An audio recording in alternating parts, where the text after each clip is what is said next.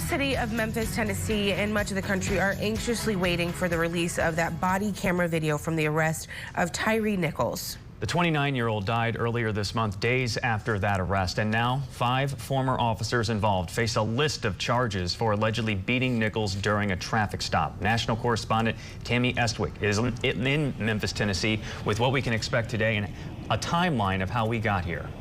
Tammy.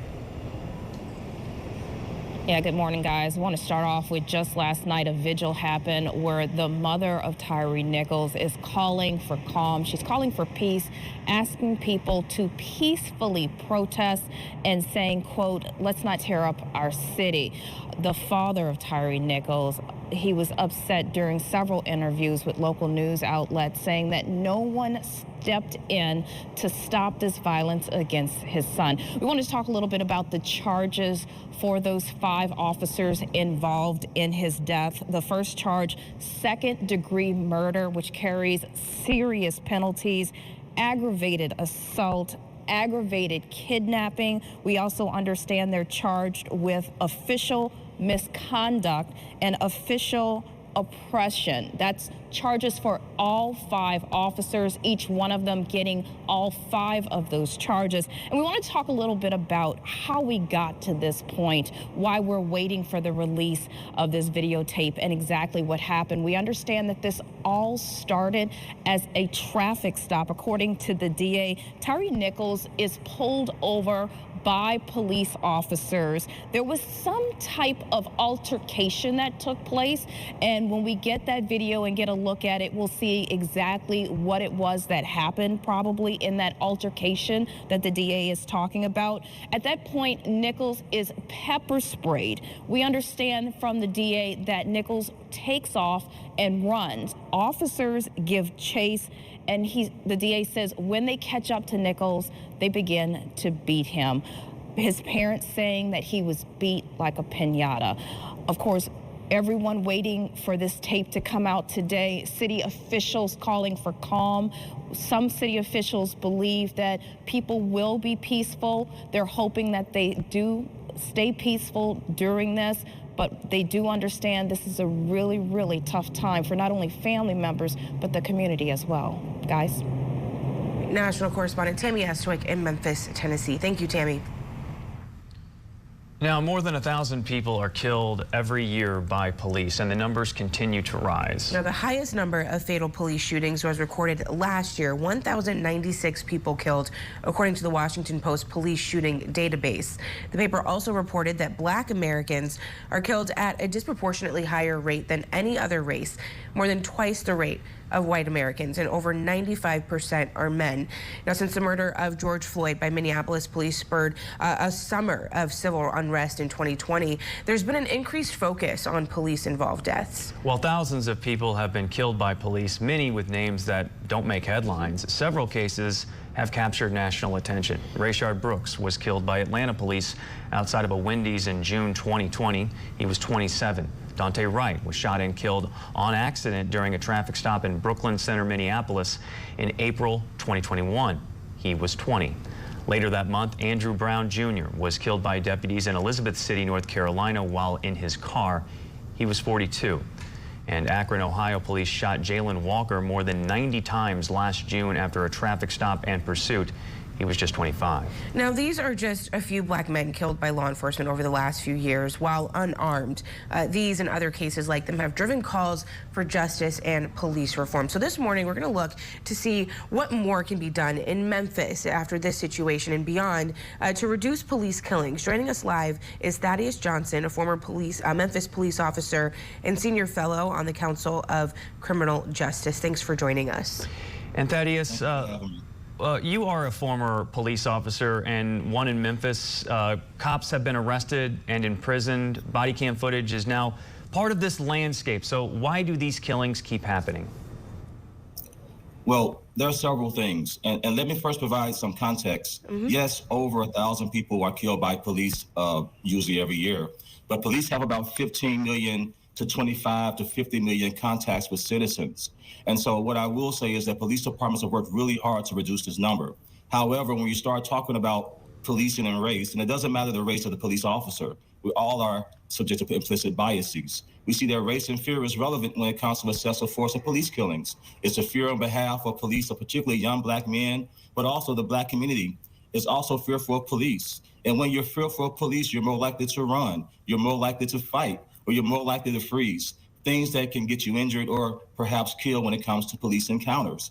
I think we also need to, first of all, start looking at the training, how we also do background checks. One of these officers had a history of this type of conduct, and the best predictor of future misconduct is previous misconduct. And I think we also should start taking a closer look at these specialized units.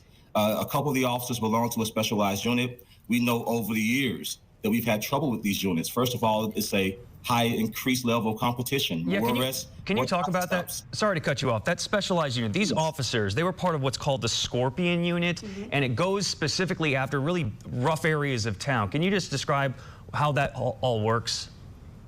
Yeah, so you have your traditional patrol units, and then you have your specialized unit who focuses on crime suppression, gang activity, motor vehicle theft.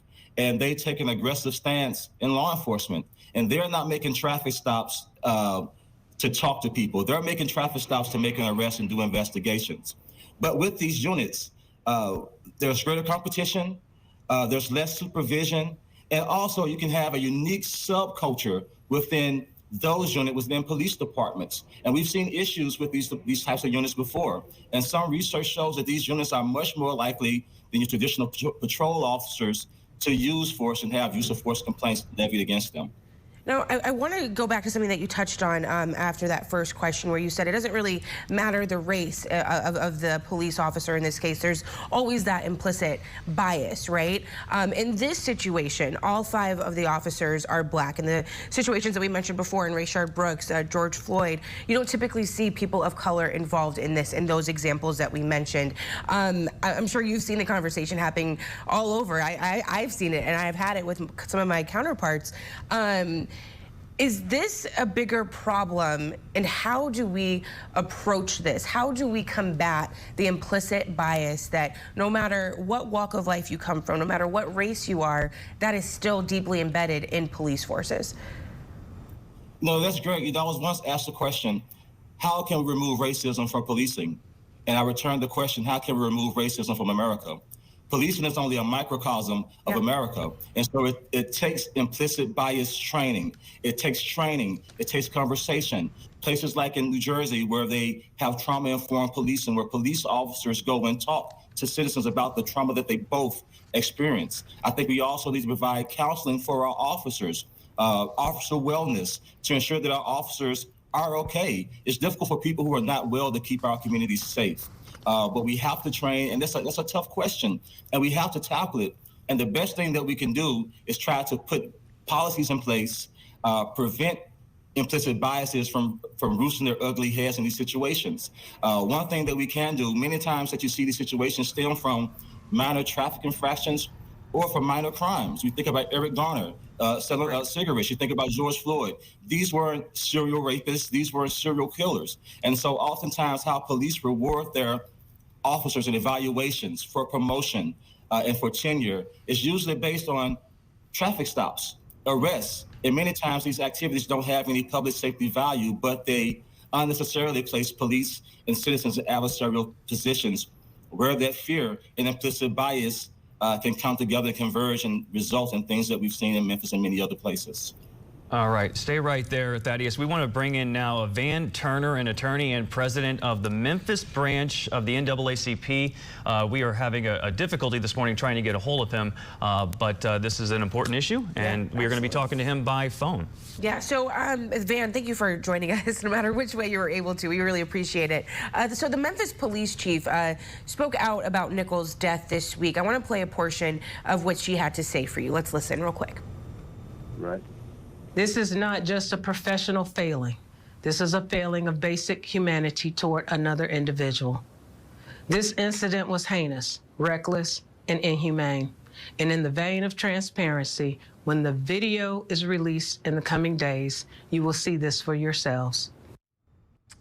So I hope you were able to hear the cases that we mentioned earlier of black men that were killed by police. And a lot of them had racial overtones. We talked about the racial unrest after George Floyd. In this case, the accused are 5 black policemen with a black victim. And so I kind of want to point that question that I just asked Thaddeus to you as well.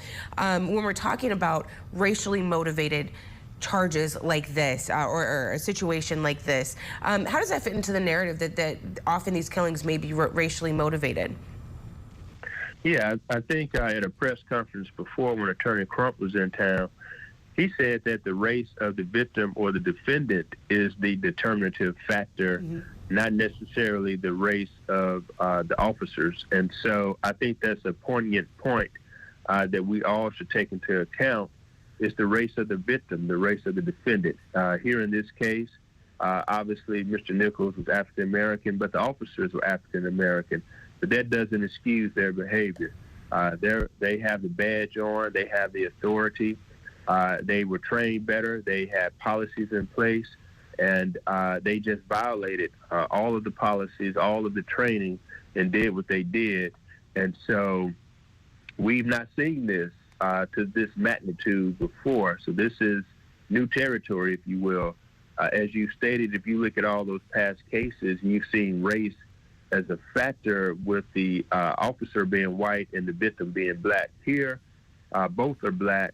But again, the question that we look at, or the issue, the point that we look at is that the defendant, when the defendants are black or brown, they are treated much more harsh in their encounters with law enforcement than other individuals who are not black and brown. That's statistically proven, and you see it bear out or play out here in this case. Now, Van, we saw this case move pretty quickly. In just 3 weeks, the officers were fired, charged, and now police video is coming out later today. What impact has the expediency of all this, the transparency of the incident been for the city of Memphis? No, I think it's been good. I think it will tamper down some of the anger that's out there in the community. The video will be released, and there will be anger and frustration and disappointment. But the fact that MPD and the city have both taken swift action, swift terminations, the DA brought down the indictments, the tape is going to be released. I think those factors will play a big part in what we see as far as protests and demonstrations. And I think that's gone a long way for community relations, and we'll see how that translates into the demonstrations and protests that will likely happen later on this evening, but hopefully not to the magnitude of what we've seen in other cases where there have been questions about transparency. There's been a suspension with pay and not an immediate termination, so on and so forth. So Thaddeus, I want to get back to you. At the end of the day here, a mother lost a son lost a father. And when we're hearing Van talk about, protests and how a lot of times they stem from lack of transparency from officials or months and months of waiting to hear something, because this was so swift, as a former police officer, heading into a night like tonight possibly, what is going through your mind and just the trauma of the black and brown community tonight? How do you prepare for something like that? I mean, honestly, as an officer, my adrenaline levels will be up. Yeah. My fear levels will be up, but I will also understand the moment. Understand I need to be a bit more patient. Understanding that it's not me versus the community, that it's us as one community. Also understanding and making clear that as an officer, we don't tolerate these issues. Simply talking to people and not being so quickly triggered to use defensive tactics in order to control crowds. I think you have to, as an officer, be on your P's and Q's, but also understand that emotion is there. And as an officer, as a black man, the uniform does not make me immune from feeling the same feelings that many of my brothers and sisters in the community that it feels. But as a professional, it is important that I maintain professionalism, that I maintain honor, maintain dignity, but also be very sympathetic to what's going on, and also extend a cable toe, extend an olive branch to these protesters, and let them know that we understand. I think that Chief Davis did a phenomenal job I respect Mr. Turner and the work that he's done and all the attorneys, and you can't do it any better in response. And so I just want that my citizens in Memphis to know, protest, ask for the department that you want, but know that you have a police department that has been working to get better and has been trying to do better. And I think how quickly they moved and the actions that they took really shows that they're real about it. It's not just lip service. Van, we'll end with you. Final thoughts, same question. Is there anything that you want to come out of this loss of life that could improve the situation? Yes, we shouldn't allow the death of Tyre Nichols to be in vain. We have policies on the books. We have a can't wait. We still have the George Floyd Act that needs to be passed. And so hopefully in the shadow of what we see that's happened to Tyre Nichols, let's use this really as the motivating factor in us getting some of this legislation passed and better implementing the A Can't Wait policies, because it is necessary, it is vital, and we don't want to be here again 6 months from now or a year from now talking about another victim who's lost his or her life at the hand of law enforcement, and we could have prevented it. And so that's the message that we would like to go out today. I know all eyes will be on my city, and hopefully we will have demonstrations and protests to support these kinds of policies and implementation of these kinds of policies going forward. We don't ever want to be here again talking about another black victim who's lost his life at the hands of police, and it could have been prevented. And I think that's the message we want to send out today. Right. All right, Van Turner, Thaddeus Johnson, thank you both for your time. We really appreciate you coming on the show today. We'll be back in just 2 minutes. Thank you.